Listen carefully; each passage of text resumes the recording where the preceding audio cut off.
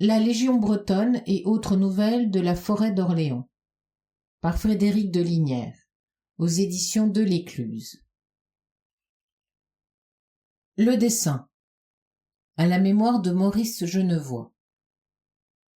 J'étais un gamin de 10 ans et cet homme m'intriguait et me faisait rêver.